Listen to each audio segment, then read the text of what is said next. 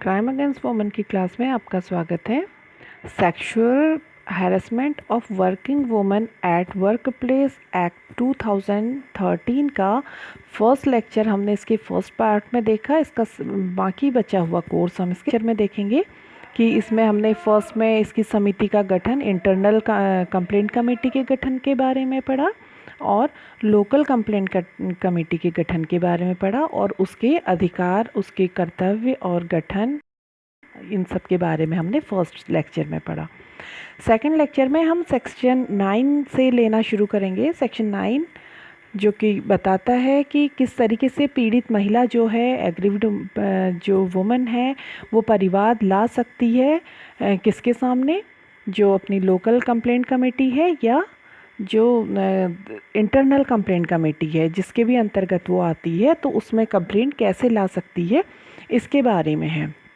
इसमें दिया है कि ऐसी जो एग्रीव्ड महिला है वो कार्यस्थल पर हुए सेक्सुअल हैरेसमेंट का जो अपना केस लाएगी, उसको इन राइटिंग ही प्रदान किया जा सकेगा, उसको इन राइटिंग ही फाइल किया जाएगा।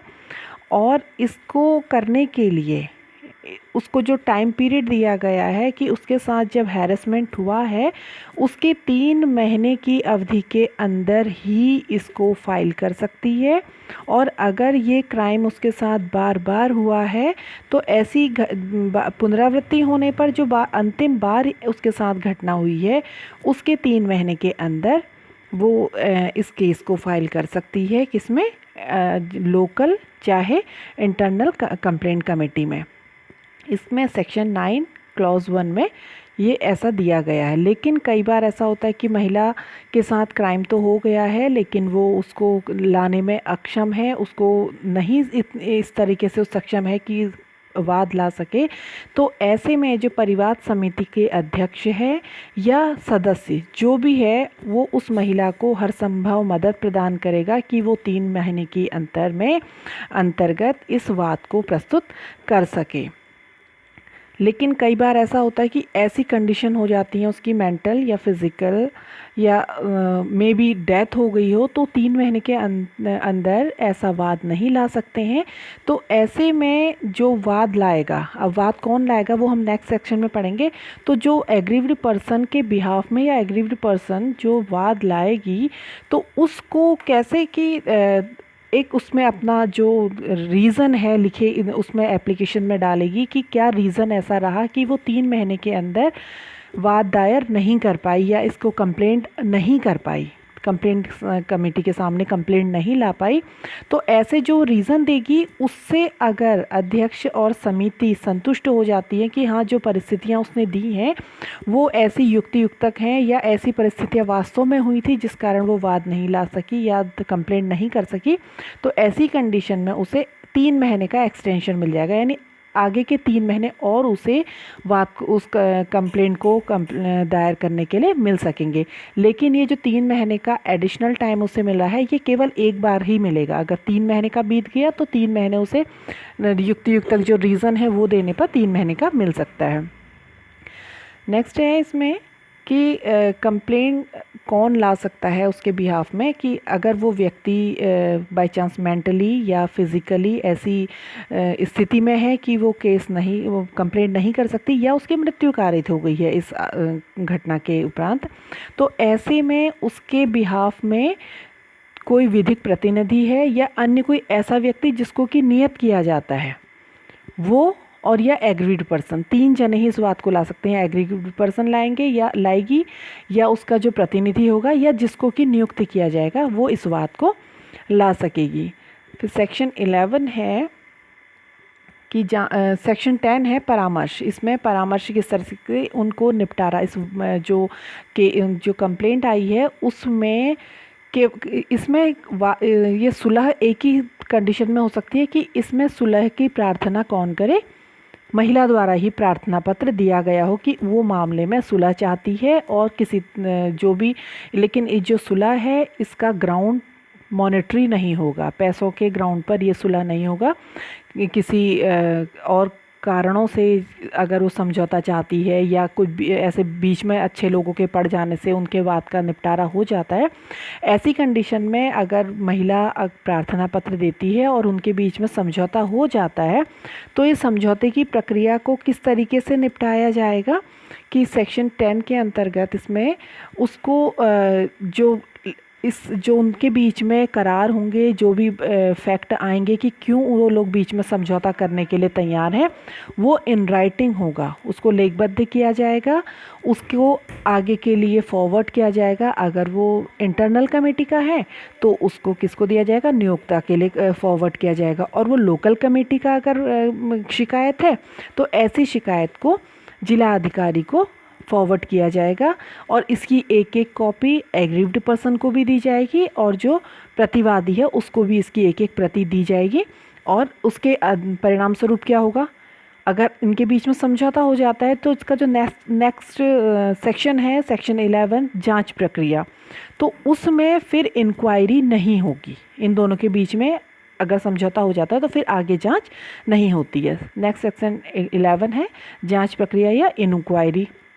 इंक्वायरी के लिए है कि इसमें जो उनके बीच में इंक्वायरी की जाती है, जो नियमावली तय की गई है जांच प्रक्रिया के दौरान में, वो नियमावली की को फॉलो किया जाएगा। उसके अनुरूप जो भी वहाँ की सेवा नियमावलियाँ हैं उसके अनुरूप जांच की जाएगी।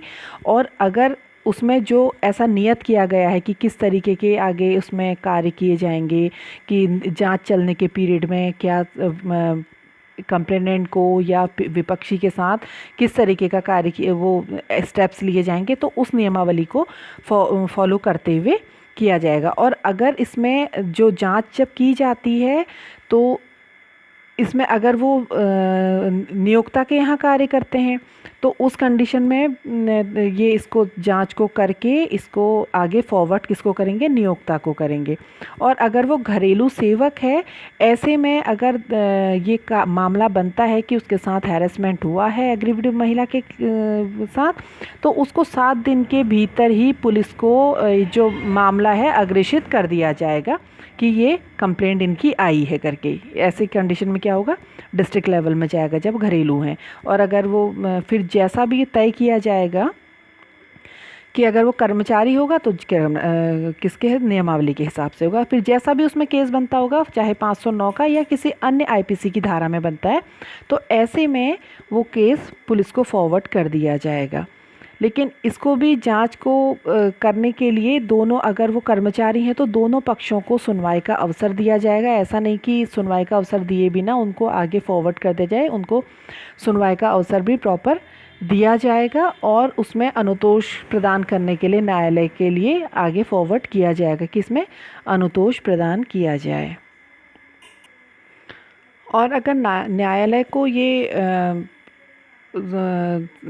उचित लगता है कि हाँ ये 509 का एक कोई मामला बनता है, तो ऐसे मामले में न्यायालय अगर उचित समझे तो इसमें क्या कर सकता है कि उसको फाइनेंशियली जो धन प्रदान करने की, जो उनको कंपनसेशन दिए जाने की प्रक्रिया को आगे कर सकता है।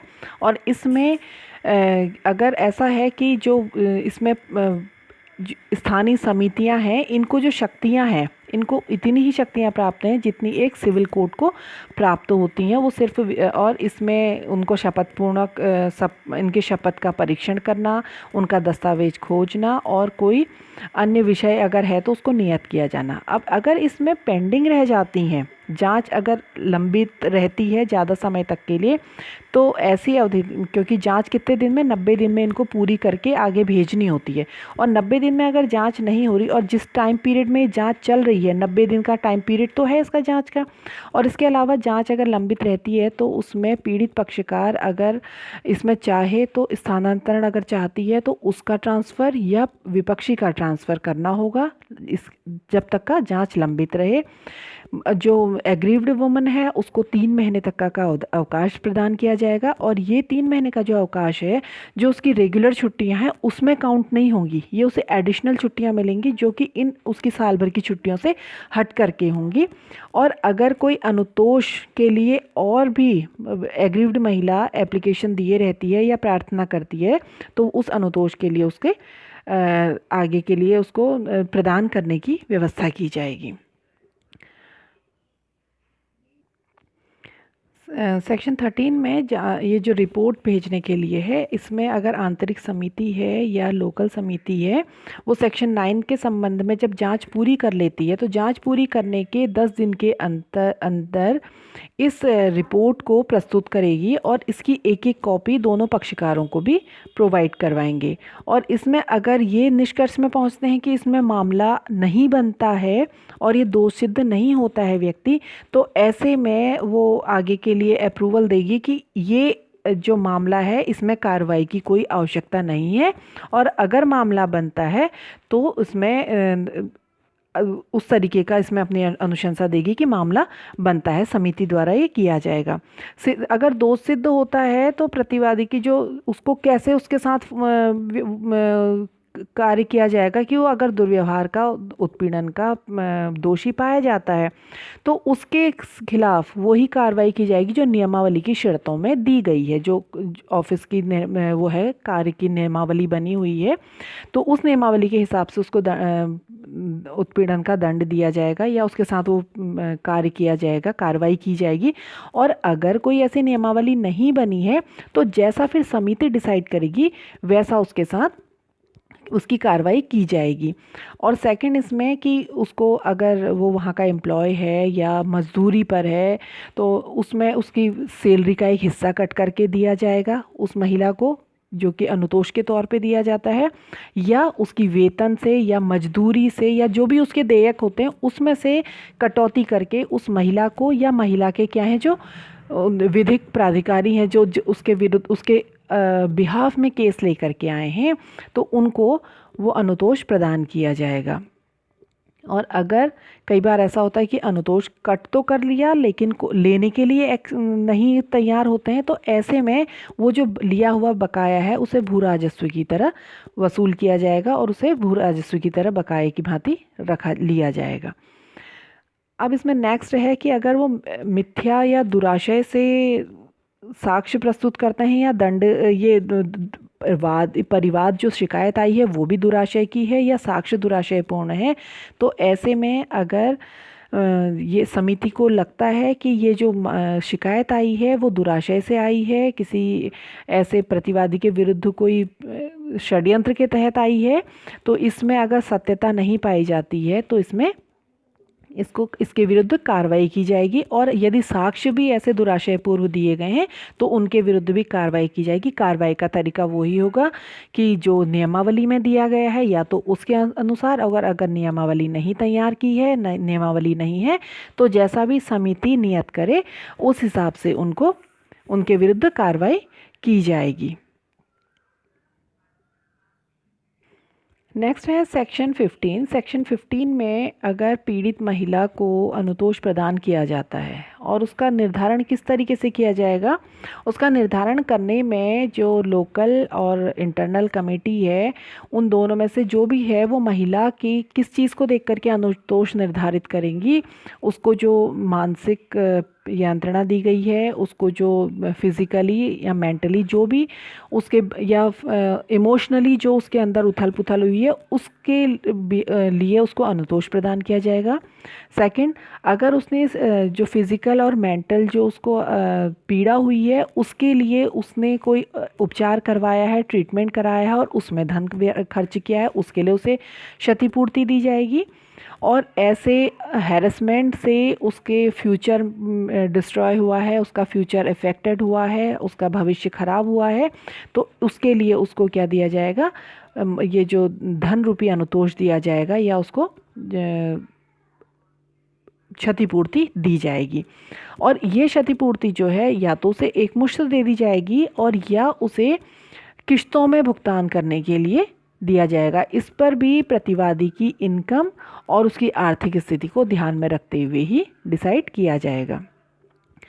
इसमें सेक्शन 16 गोपनीयता को लेकर के है कि सेक्शन 16 के अंतर्गत कि जो परिवादी है, जो कंप्लेनेंट है या फिर जो एग्रीव्ड महिला है, उसका नाम, पता और उसकी सारी पहचान गुप्त रखी जाएगी। यहाँ तक कि ये पहचान प्रेस और मीडिया को भी नहीं प्रदान की जाएगी। बस एक उसमें दिया जाता है कि अगर कोई और उससे रिलेटेड केस चल रहा है और उनको इस केस की जानकारी चाहिए अपने केस में इसकी रूलिंग लगाने के लिए, तो सिर्फ वहाँ ये दिया जा सकता है। इसके अलावा इस पहचान को गुप्त रखा जाता है और अगर इसको उल्लंघन किया गया तो दंड का प्रावधान है कि कोई भी इस गुप्तता के प्रावधान का उल्लंघन नहीं करेगा। वो नियमावली जैसे आपको बताया है कि अगर उसके मेंबर करते हैं तो उनको निष्कासित कर दिया जाता है, या और जो भी उसकी नियमावली में है उस हिसाब से इसको दंडित किया जाएगा। सेक्शन 18 बताता है अपील के बारे में। अगर एग्रीव्ड पर्सन या उसके जो लीगल व्यक्ति है जो उसके बिहाफ में शिकायत लाए हैं, उनको लगता है कि उनको सेक्शन 13, 14 या 17 के अंतर्गत न्याय नहीं प्राप्त हुआ है। सेक्शन 13 में क्या है कि जांच आख्या और जांच रिपोर्ट, अगर उसमें जांच प्रॉपर नहीं हुई है तो उनको लगता है कि और उनकी गुप्तता का उल्लंघन हुआ है। इन चीज़ों से अगर उनको लगता है कि उनको प्रॉपर न्याय नहीं मिला है तो सेक्शन 18 में वो क्या कर सकते हैं, अपील कर सकते हैं। और ऐसी अपील के बाद इसमें जो सेवा नियम उपलब्ध नहीं है जहाँ पर, वहाँ पर इसमें कोई विधि में प्रतिकूल प्रभाव डाले बिना कोई ऐसी रीति से अपील करेगा जो कि दिए गए हैं। अब अपील में क्या दिए जाएंगे कि वो 90 दिन की अवधि जो उसको डिसीजन मिलेगा उसके विद इन 90 डेज़ ही वो अपील कर सकती है। अगर 90 डेज़ बीत जाते हैं इसका मतलब they are satisfied with decision, तो ठीक है। नेक्स्ट है इसमें 19, सेक्शन 19, इसमें नियोजक के कर्तव्य हैं। नियोजक के कर्तव्य वैसे हमने जो विशाखा का केस था उसमें काफ़ी हद तक देख लिए थे, लेकिन इसमें एक्ट में जब इन चीज़ों को उस गाइडलाइन के आलोक में ही इनमें एक्ट में ये नियोक्ता के कर्तव्यों को दिया गया है कि उसमें नियोक्ता का कर्तव्य होगा कि वो वहाँ ऐसा सुरक्षित वातावरण बनाए अपने कार्यस्थल पर कि उसमें महिलाएं भी या और आने वाले सभी व्यक्ति अपने को सुरक्षित समझें, महसूस करें। और उसमें जो लैंगिक उत्पीड़न से रिलेटेड लॉज हैं, दंड हैं, परिणाम हैं या इंटरनल कमेटी के गठन और उनके आदेशों के बारे में जो वो पॉइंट्स हैं उनको ऐसी जगह पे जहाँ लोगों की बार बार नज़र जाती हो, ऐसी जगह में उनको पोस्टर की तरह चिपकाया जाए या उनको दिया जाए, उनको बताया जाए। बार बार जागरूकता अभियान चलाए जाएं जिससे कि कर्मचारियों को में जागरूकता रहे कि किस तरीके से हमने उचित माहौल यहाँ पर बना करके रखना है और उनको इन रीतियों का आयोजन रहे कि किस तरीके से कार्यक्रम आयोजित किए जा रहे हैं और क्या हमको इसमें नॉलेज दी जा रही है। समिति को आवश्यक सुविधाएं प्रदान करना ताकि जांच करने में उनको हेल्पफुल वातावरण मिल सके, और आंतरिक समिति को सहयोग प्रदान करना, उनको साक्षी उपलब्ध कराने में, उनको कार्रवाई करने के लिए उनको अच्छा माहौल देना और उनको हेल्पफुल माहौल देना। और अगर कोई महिला ऐसे में परिवाद प्रस्तुत करना चाहती है, शिकायत प्रस्तुत करना चाहती है तो उसको मदद करना। और अगर कोई पीड़ित महिला ऐसी मांग करती है कि अपराधी की या उसकी किसी एक का ऐसी स्थान से ट्रांसफ़र कर दिया जाए तो उसको ट्रांसफ़र कर देना। और अगर कोई आरोपी ऐसा है जो कि वहाँ का कर्मचारी नहीं है तो उसको सुरक्षित माहौल प्रदान करना उस महिला को। और अगर नियमावली का उल्लंघन किया जाता है ऐसे सेक्सुअल हैरेसमेंट में तो जो इसमें दंडित माना जो विपक्षी है उसको दंडित किया जाए अगर वो इसका कदाचार का दोषी पाया जाता है। नेक्स्ट है इसमें 20, duties and powers of district officer. District officer की सेक्शन 20 में बताया गया है कि क्या उनको अधिकार हैं, क्या उनके कर्तव्य हैं। इसमें है कि जो डिस्ट्रिक्ट अधिकारी है, ज़िले का अधिकारी है, वो मॉनिटरिंग करेगा कि रिपोर्ट उनको समय समय में प्रदान की जा रही हैं या नहीं की जा रही हैं। जो इनके कंप्लेंट आ रही हैं उनकी मॉनिटरिंग करेगा कि उनकी रिपोर्ट आ रही है नहीं आ रही है, उनको टाइम टू टाइम चेक करेगा। और गैर सरकारी संगठनों से सहायता लेगा, NGOs के थ्रू इसमें जगह जगह कार्यक्रमों को करवाया जाएगा, जागरूकता उत्पन्न करने वाले कार्यक्रम करवाए जाएंगे। इसके बाद हम 27 देखेंगे। 21 में है कि स्थानीय, पहले आपको मैं थोड़ा सा इनके बारे में बता दूं। 21 में जो समिति द्वारा रिपोर्ट है, इसका प्रस्तुतिकरण है कि वो टाइम टू टाइम ये रिपोर्ट जिलाधिकारी को भेजेंगी, राज्य सरकार, क्योंकि जिलाधिकारी फिर इन रिपोर्ट्स को राज्य सरकार को भेजते हैं। तो ये रिपोर्ट साल में एक बार, मतलब विद इन 12 मंथ एक बार ये रिपोर्ट तैयार करके डिस्ट्रिक्ट मजिस्ट्रेट को भेजी, डिस्ट्रिक्ट जो अध्यक्ष है यहाँ का ज़िले का, उसके पास भेजी जाती हैं। और इसमें जो वार्षिक रिपोर्ट है उसमें सारे जो कितने मामले आए, कितने मामलों का निपटारा हुआ, ये सेक्शन 22 बताता है। और इसमें कितनी आगे के लिए अग्रेषित की गई, और इन सारी केसेस की डिटेल की एक क्या बनाई जाती है, रिपोर्ट बनाई जाती है। और फिर 23 में इन आंकड़ों का रखरखाव किया जाता है, इनको एक इनका क्रियान्वयन और रखरखाव किया जाता है। इसी तरह 25 बताता है कि अगर अभिलेखों का निरीक्षण की शक्ति जो है इसमें, अगर 26 में बताया गया कि अगर जो नियोक्ता है वो अपने यहाँ इन परिस्थितियों को नहीं करता है, या समिति का गठन करने में असफल रहता है, या कार्रवाई करने में असफल रहता है, एग्रीव्ड पर्सन को हेल्प करने में असफल रहता है, ऐसी कंडीशन में उसको जो नियोक्ता है, उसको नियोजक है, उसको 50,000 के जुर्माने से दंडित किया जाएगा। और 26 का 26 का क्लॉज 2 बताता है, 26 का क्लॉज 2 बताता है कि अगर उसमें यही अपराध दोबारा से रिपीट किया जाता है तो उस दंड से, यानी 1 लाख तक के दंड से उसको पनिश किया जाएगा। और अगर कोई न्यायालय में कोई किसी एक्ट में इससे बड़ा दंड अगर उसके लिए तय किया गया है तो उसको उस दंड से दंडित किया जाएगा।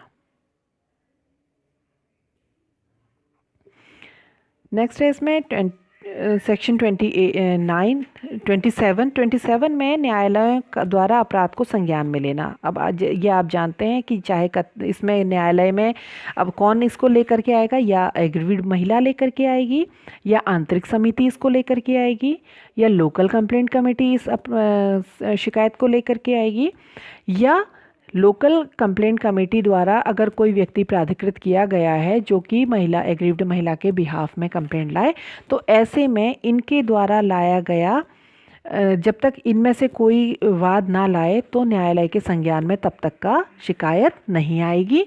और इसमें अपराध का जो विचारण है, या कौन सा न्यायालय देखेगा, या तो मेट्रोपॉलिटन मजिस्ट्रेट द्वारा देखा जाएगा, या न्यायिक मजिस्ट्रेट प्रथम श्रेणी जो फर्स्ट क्लास मजिस्ट्रेट होता है, इससे निम्न स्तर का कोई मजिस्ट्रेट ऐसे वाद को नहीं देख सकेगा।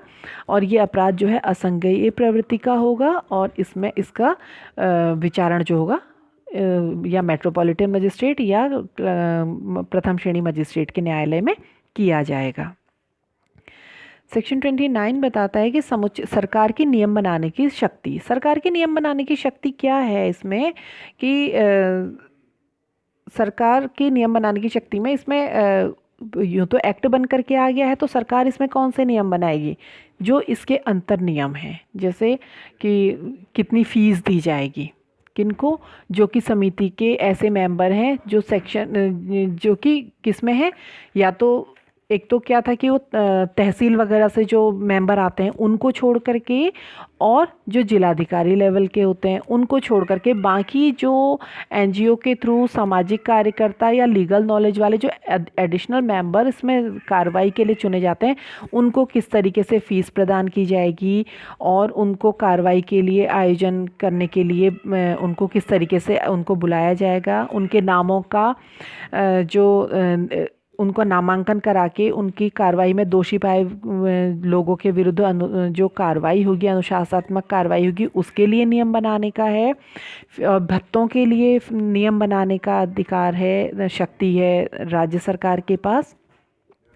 अनुतोष को लेकर के नियम बनाने की शक्ति है, और अपील की रीति किस तरीके से के विषय में नियम बनाने की शक्ति है सरकार के पास। और इसकी कार्यशाला, इसकी जागरूकता कार्यक्रम होते हैं, जगह जगह आप देखेंगे कि विधिक कैंप लगते हैं इसी जागरूकता को आगे बढ़ाने के लिए। तो ऐसे नियम बनाने की शक्ति किसके पास है? सरकार के पास है। बाकी एक्ट ने सारा डिटेल दे रखा है। ये एक्ट हमारा यहीं पूरा होता है। नेक्स्ट में हम पढ़ेंगे, नेक्स्ट यूनिट शुरू करेंगे। हमारा 3rd यूनिट के दोनों टॉपिक यहाँ कंप्लीट हो जाते हैं। Okay, have a nice day.